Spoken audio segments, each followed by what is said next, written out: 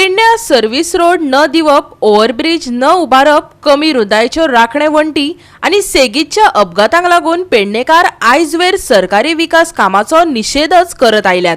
फाटल्या पावसात मालपे ते न्हयबाग मजगती बांदिल्ली राखणे वणत कोसळिल्ली, ती अजून मेरेन जाग्यार पडना। कासवाचे गतीन काम चल्ला, माती थंयच, लोक खुबळ्यात। पळयात संदीप कामोलकराचो रिपोर्ट। मालपे न्हयबाग हे लँडस्लायडिंग जवळ म्हाका दिसता पावसाच्या पहिल्याच हप्त्याक जाल्लेले आणि गोवा 365 पयलेच सांगलेले की ज्यो रिटेनिंग ऑल घातलेल्यो तेचो कांयच उपयोग ना।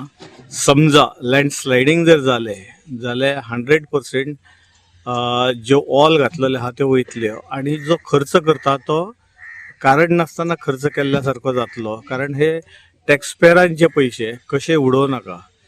आणि तशेंच ह्या स्लायडिंगा बद्दल गोवा 365 पयलेच हायलायट केल्ले।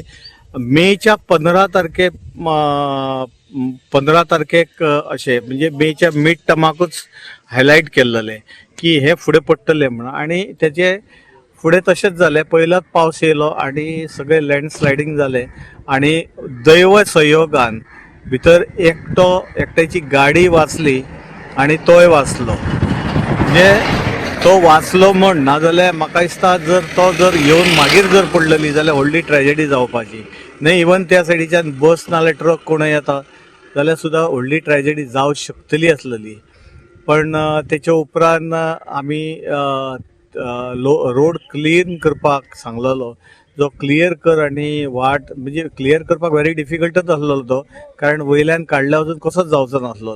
आणि जेन्ना आमी इंजिनियरांक मेळ्ळे तेन्ना ते म्हणपाक लागले की 3 म्हयने लागतले आनीक की हे रोड क्लियर करपाक। तो मेरेन तांकां जो सायडीच्यान एक रोड दिल्लो तो सुद्दां खूब कटकटीचो रोड आसलेलो, सारको नासलो, बॅड रोड आसलेलो, खूब बॅड रोड आसलेलो आणि ताका लागून खूब एक्सिडेंट जाताले थंय मागीर परत उजवाड घातलो गोवा 365 की होय रोड सारको ना, हो मातसो सर्वीस रोड केला तो सारको करचो, आणि तोय सर्वीस रोड तेंच्यांनी सारको करून मागीर तात्पुरते म्हणटा तशी मलमपट्टी केल्ल्या भशेन केली। पण जे आतांचे जे काम चलता ते सारखे खूप कमी स्लो दर्जाचे चलता, कारण थंय फास्ट जायना, कारण त्याची गरज आसा की बेगीतल्या बेगीन तो रोड क्लियर करचो आणि सेफ्टी मेजर कितें तरी दवरून तो रोड स्टार्ट करचो। लोकांक खूप त्रास जाता, कारण एकूच तो असो रोड आसा की हायवे असल्या कारणान, एक रोड असल्या कारणान वयल्यान जर ते लँडस्लायडिंग परत जावचे न्हय हेची काळजी घेवन ते बेगीन करचे, बेश्टे म्हयने दिवन तुम्ही हे करू नका। आम्ही या ठिकाणी राष्ट्रीय महामार्ग 66 क्रमांक जो नव्याने बनवण्यात आला होता आणि यामुळे मोठ्या प्रमाणात वाहतुकीची समस्या सुटणार होती। मात्र हे निकृष्ट दर्जाचं काम कंत्राटदाराने केल्यामुळे मागच्या मे आणि जूनमध्ये जो पाऊस पडला त्या पावसाने या ठिकाणी जी मोठी दरड होती आणि संरक्षण भिंत ती कोसळून मुख्य रस्त्यावर राष्ट्रीय महामार्गावर आल्याने आणि सगळी माती आणि आणि दगड आल्याने हा रस्ता गेले 4 महिने झाले आजपर्यंत बंद आहे। या ठिकाणी काम आता युद्धपातळीवर सुरू आहे, अजूनही 2-3 महिने हे काम चालणार असं एकूण चित्र पाहिल्यानंतर दिसून येतं। मला या माध्यमातून विनंती करायची वाटते की पेडणे मतदारसंघाचे आमदार माननीय प्रवीण हल्लेकर, जसे गोवा राज्याचे मुख्यमंत्री डॉक्टर प्रमोद सावंत आणि जे सार्वजनिक बांधकाम रस्ता विभाग खातं सांभाळतात डॉक्टर माननीय प्रमोद सावंत यांनी याकडे तातडीने लक्ष देऊन हा रस्ता जो वाहतुकीसाठी जो जुना रस्ता आहे त्यावरून वाहतूक करताना खूप कोंडमारा वाहतुकीचा होत आहे आणि मोठी अवजड वाहने या ठिकाणी नेताना ती चढणी असल्या कारणाने तिथून